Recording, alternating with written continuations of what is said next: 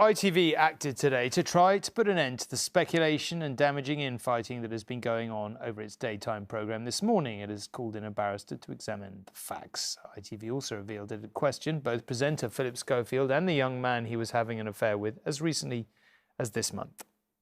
And I was getting to the point where I knew I wasn't honest with myself.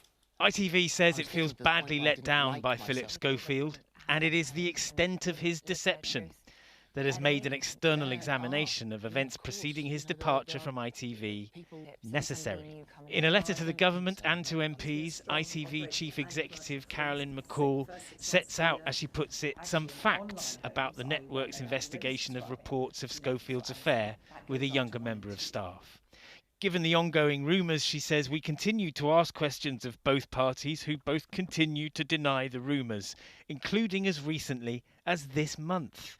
The letter confirms that the ITV employee involved in the affair was aged 19 when he first did work experience at This Morning in 2015 and 20 years old when he applied and succeeded in securing a job as a runner on the show. He left ITV in 2021, says Dame Carolyn. We have offered our support, she says, throughout this period and indeed are still doing so. The review will be led by a KC, Jane Mulcahy. She is to look at ITV's records and talk to the people involved.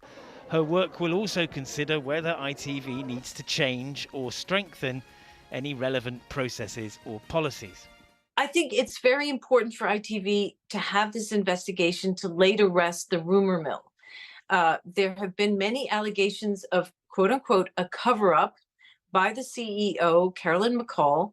And those are no doubt very unfounded because Carolyn McCall runs a very large company with many things to do, many more things than inquire herself into, ferreting out rumors on what is one show this morning among many others. See you on Monday. Bye. Bye. The resignation of one of ITV's biggest stars has put the show he fronted under scrutiny as never before, and serious questions are being asked about how he was managed. This is his former employer's attempt to answer them. And Geraint joins me now. This rumbles on, rather, doesn't it? Why have ITV launched this inquiry?